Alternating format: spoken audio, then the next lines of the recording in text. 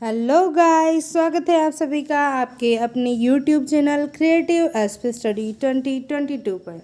तो कैसे हैं आप सब लोग? उम्मीद है आप सब अच्छे होंगे और अपनी पढ़ाई कर रहे होंगे।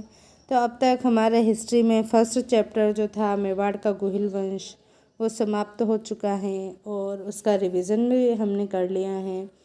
और अब जो हमारे 3 सब्जेक्ट चल रहे हैं एसएस, हिस्ट्री और साइकोलॉजी, और बहुत ही जल्द जैसे जैसे हमारे सब्सक्राइबर बढ़ते जाएंगे हम और भी सब्जेक्ट्स ऐड करते जाएंगे और सोच रहे हैं कि कुछ और भी अच्छा सा किया जाए। तो बहुत ही जल्द कुछ और भी चीज़ें स्टार्ट की जाएगी जो आप सब लोगों के लिए सरप्राइज़ है।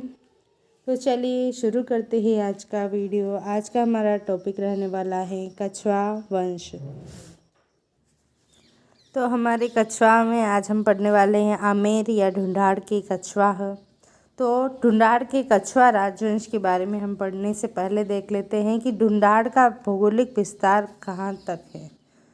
तो ढूंढाड़ का भौगोलिक विस्तार है 5 जिलों में: जयपुर, दौसा, कोटपुतली के विराटनगर और कोटपुतली तहसील, और दक्षिण पश्चिम टोंक, लास्ट है किशनगढ़। तो 5 जगहों पर ढूंढाड़ का विस्तार है: जयपुर, दौसा, कोटपुतली के विराटनगर और कोटपुतली तहसील, दक्षिण पश्चिम टोंक और किशनगढ़ में ढूंढाड़ का विस्तार है। ढूंढ नदी के आसपास का क्षेत्र ढूंढाड़ कहलाया। ढूंढ नदी के आसपास का क्षेत्र क्या कहलाया? ढूंढाड़ कहलाया। और ढूंढ नदी पर राजस्थान का मछली उत्पादन की दृष्टि से सबसे बड़ा बांध कानोता बांध स्थित है। ढूंढ नदी पर राजस्थान का मछली उत्पादन की दृष्टि से सबसे बड़ा बांध यानी कानोता बांध स्थित है। कछवा शासक स्वयं को भगवान राम के बेटे कुश के वंशज मानते हैं। कछवा शासक क्या मानते हैं? स्वयं को भगवान राम के बेटे कुश के वंशज मानते हैं। सूर्यमल मिशन के अनुसार रघुवंशी शासक कुर्म के वंशज कछवा कहलाए। सूर्यमल मिशन ने क्या कहा कि रघुवंशी शासक कुर्म के वंशज कछवा कहलाए। आमेर शिलालेख में कछवाहों को रघुवंश तिलक कहा गया। आमेर शिलालेख में क्या कहा गया? कछवाहों को रघुवंश तिलक कहा गया।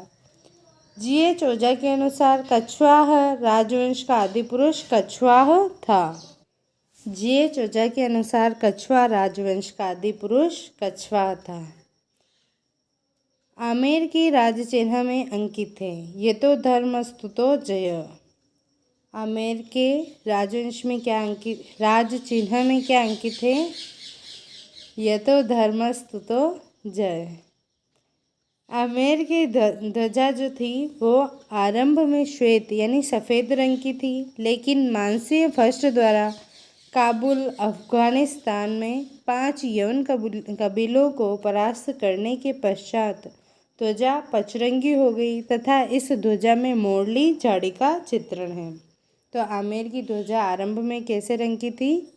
श्वेत यानी सफ़ेद रंग की थी, लेकिन मानसिंह के द्वारा काबुल के 5 यवन कबीलों को परास्त करने के बाद ध्वजा का रंग कैसा हो गया? पचरंगी हो गया। और इसमें किसका चित्रण है? मोरली झाड़ी का। ध्वजा में मोरली झाड़ी का चित्रण है, इसलिए आमेर के कछवा वंश को कहते हैं जाड़शाही वंश। आमेर के कछवा वंश को जाड़शाही वंश।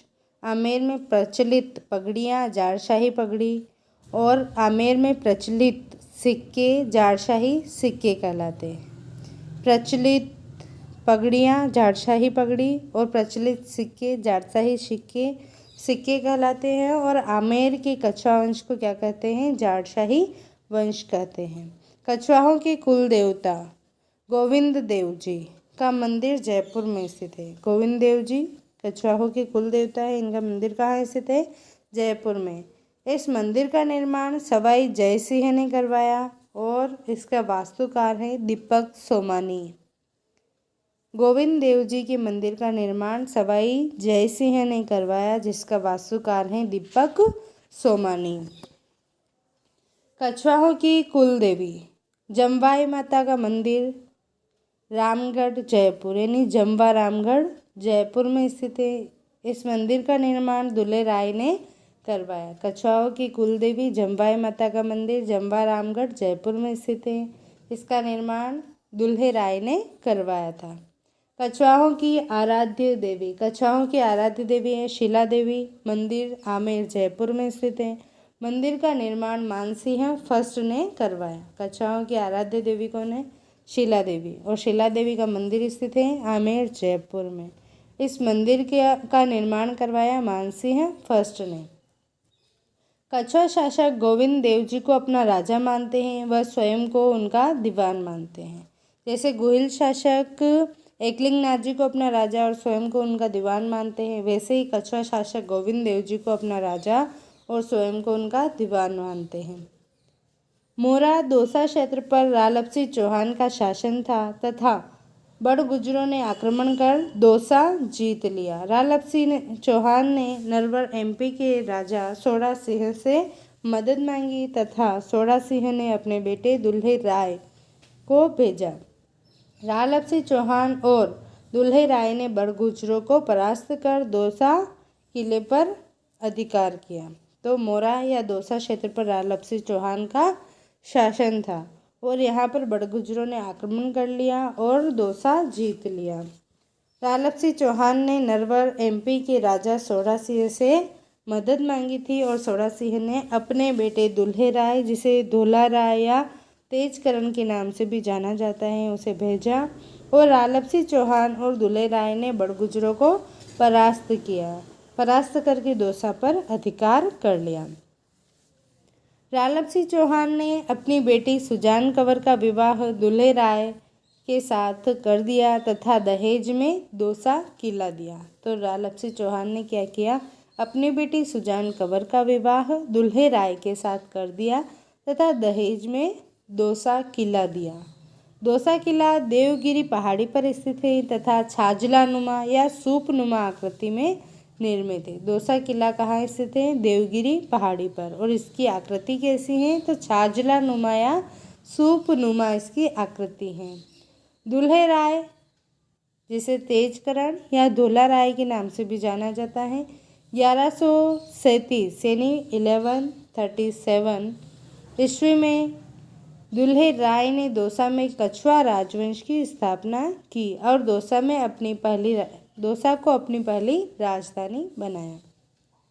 तो दुल्हे राय ने 1137 में दौसा में कछुआ राजवंश की स्थापना की और दौसा को ही अपनी पहली राजधानी बनाया। मीणाओं को परास्त कर दुल्हे राय ने रामगढ़ जीता तथा यहाँ पर कुल देवी जमवाई माता के मंदिर का निर्माण करवाया। तो मीणाओं को परास्त किया और दुल्हे राय ने क्या किया? रामगढ़ जीता।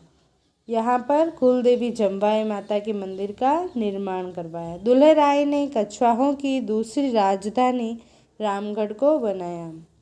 तो जमवा रामगढ़ जो है इसे दूसरी राजधानी बनाया। पहली राजधानी कौन सी थी? पहली राजधानी थी दौसा और दूसरी राजधानी थी रामगढ़। दुल्हे राय के बाद अगला शासक है कोकिल देव। कोकिल देव ने 1207 में आमेर पर अधिकार किया। यह मीणाओं से जीता और अपनी तीसरी राजधानी बनाया। तो पहली राजधानी थी दौसा, दूसरी रामगढ़ और तीसरी बन गई है आमेर। तो कोकिल देव ने 1207 में मीणाओं से आमेर जीता, आमेर पर अधिकार करके तीसरी राजधानी बनाया। और कोकिल देव का बेटा था अलुग राय। कोकिल देव का बेटा कौन था? अलुग राय। अलुग राय ने बाला किला अलवर में इसका पुनः निर्माण कराया। तो अलुग राय ने अलवर के बाला किले का पुनः निर्माण कराया। बाला किले को और क्या क्या कहते हैं? तो 52 दुर्गों का लाडला किला, राजस्थान का कवारा किला और आँखों वाला किला कहते हैं। बाला किला के अन्य नाम क्या क्या हैं? 52 दुर्गों का लाडला किला, राजस्थान का कवारा किला और आँखों वाला किला कहते हैं। बाला किला जो है इसका मरम्मत कार्य करवाया हसन खां मेवाती ने। बाला किले का मरम्मत कार्य हसन खां मेवाती ने करवाया। निकुंभ चौहान द्वारा इसे मूल रूप दिया गया। वाला किला जो है इसको मूल रूप किसने दिया, तो वो दिया था निकुंभ चौहान ने, जो कि कोकिल देव का बेटा था। अगला शासक है पंजन देव। पंजन देव कछवाहों का पहला प्रतापी या शक्तिशाली राजा कहलाया। पंजन देव कछवाहों का पहला प्रतापी या शक्तिशाली राजा कहलाया। अगला शासक है राजदेव। राजदेव ने आमेर में कदमी महलों का निर्माण करवाया। राजदेव ने आमेर में कदमी महल का निर्माण करवाया, कदमी महल बनवाया। अगला शासक है पृथ्वीराज कछवा। पृथ्वीराज कछवा ने शासन किया 1503 से 1527 तक और आमेर में 12 कोटड़ी व्यवस्था का प्रारंभ किया। पृथ्वीराज कछवा की पत्नी थी बालाबाई। बालाबाई के गुरु कृष्णदास पैहारे। पृथ्वीराज कछवा का शासनकाल 1503 से 1527 तक था और प्रारंभ किया था आमेर में 12 कोटड़ी व्यवस्था का और इनकी पत्नी का नाम था बालाबाई। बालाबाई के गुरु कौन थे? कृष्णदास पैहारी। कृष्णदास पैहारी ने नाथ संप्रदाय के संत चतुर्थ दास को शास्त्रार्थ में परास्त किया और गलताजी में रामानंदी संप्रदाय की स्थापना की। तो कृष्णदास पैहारी ने क्या किया? नाथ संप्रदाय के संत थे चतुर्थ दास, इनको शास्त्रार्थ में परास्त किया था और गलताजी जो जयपुर में आता है, गलताजी को मंकी वैली के नाम से भी जाना जाता है, तो यहाँ पर इन्होंने क्या किया? रामानंदी संप्रदाय की स्थापना की। पृथ्वीराज कछवा ने संरक्षण दिया रामानंदी संप्रदाय को। पृथ्वीराज कछवा ने रामानंदी संप्रदाय को संरक्षण दिया और इनकी मृत्यु हुई 1527 में खानवा युद्ध में बाबर के विरुद्ध लड़ते हुए। 1527 में खानवा युद्ध में बाबर के विरुद्ध लड़ते हुए पृथ्वीराज कछवा की मृत्यु हुई। अगला शासक है पृथ्वीराज कछवा के बारे में और क्या है कि इनकी पत्नी थी बालाबाई और इनके 4 बेटे थे। पहला भीमसिंह, दूसरा पूरणमल, तीसरा सांगा और चौथा था भारमल। तो इन्हें हमने क्रम आगे पीछे किया है क्योंकि शासन काल के अनुसार इनका क्रम हम देख रहे हैं। तो पूरणमल को उत्तराधिकारी घोषित किया और यह 1527 से 1533 तक शासक रहा। इसका एक बेटा था सुजामल। पूरणमल को क्या किया? पृथ्वीराज ने उत्तराधिकारी घोषित किया और पूरणमल 1527 से 1533 यानी 1533 तक शासक रहा और इसका एक बेटा था सुजामल। अगला भाई था भीमसिंह। भीमसिंह ने 1533 से 1536 तक 1533 से 1536 तक शासन किया और इसके 2 बेटे थे रतन सिंह और आसकरण। रतन सिंह शासक रहा 1536 से 47 तक। 1536 से 1547 तक शासक रहा और इसे आसकरण ने जहर दे दिया। अगला सांगा और उससे आगे है भारमल। भारमल 47 से 1573 तक शासक रहा। 1547 से 1573 तक भारमल शासक रहा और इसके एक बेटा था भगवंत दास और एक बेटी थी हरखाबाई। हरखाबाई का विवाह अकबर से हुआ जिससे और हरखाबाई के तो अकबर और हरखाबाई के बेटा हुआ सलीम। हरखाबाई का भाई था भगवंत दास जिसके 2 यानी एक बेटा और एक बेटी थी। बेटे का नाम था मानसिंह फर्स्ट और बेटी थी मानबाई। मानबाई का विवाह हरखाबाई के बेटे सलीम से हुआ जिससे मानबाई के एक बेटा हुआ था खुसरो। अब है अगला शासक भारमल। भारमल ने 1547 से 1573 तक 1543 से 1570 भारमल ने शासन किया 1547 से 1573 तक। 1547 से 1573 तक भारमल ने शासन किया और शासक बनते ही दो समस्याएं थी, पहली गृह क्लेश और दूसरी मीणाओं के आक्रमण की। तो भारमल के सामने कितनी समस्याएं थी? दो, पहली गृह क्लेश और दूसरी मीणाओं के आक्रमण की। भारमल ने आस्करण को नरवर की जागीर दी। भारमल ने क्या किया? आस्करण को नरवर की जागीर दी। और भारमल ने 1562 में 1562 में अकबर से या मुगलों से संधि कर ली, जिसकी मध्यस्थता चगताई मजनू खां ने की। भारमल ने 1562 में अकबर या मुगलों से संधि कर ली, जिसकी मध्यस्थता किसने की? चगताई मजनू खां ने की।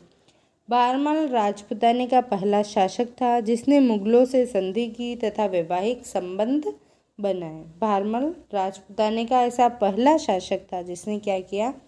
मुगलों से संधि भी की और वैवाहिक संबंध भी स्थापित किए। यानी अपनी जो बेटी थी, अपना जो बेटी थी हरकाबाई, उसका विवाह किससे किया था? अकबर से कर दिया था। तो ये पहला वैवाहिक संबंध था जिसमें मुगलों से वैवाहिक संबंध स्थापित किया गया था। और अकबर को उपाधि दी थी भारमल ने राजा की और दूसरी अमीर उल उमराह की। भारमल ने अकबर को दो उपाधियाँ दी, पहली राजा की और दूसरी अमीर उल उमराह की।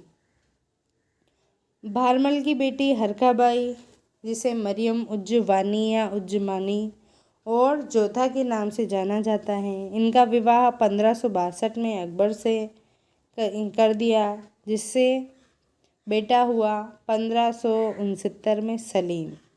हरकाबाई का विवाह अकबर से कर दिया और इनके बेटा हुआ था 1569 में सलीम, जो विवाह के 7 साल बाद हुआ था।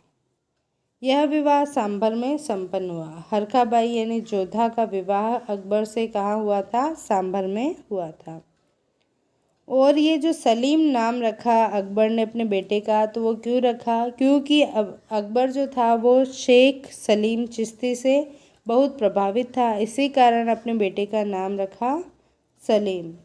भारमल का बेटा भगवंत दास और पोता था मानसिंह।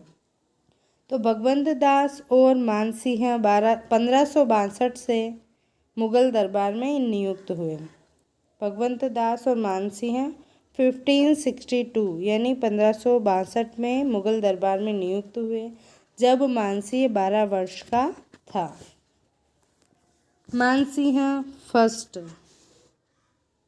मानसिंह फर्स्ट सर्वाधिक लंबे समय तक मुगलों की सेवा करने वाला राजपूत शासक था। इसने 52 वर्ष तक मुगलों की सेवा की।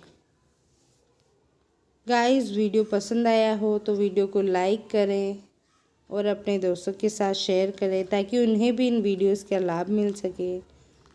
और नए हो तो चैनल को सब्सक्राइब करें, बेल आइकन को प्रेस करना बिल्कुल भी ना भूलें, जिससे हमारे आने वाले वीडियोस के नोटिफिकेशन मिल सके आपको सबसे पहले।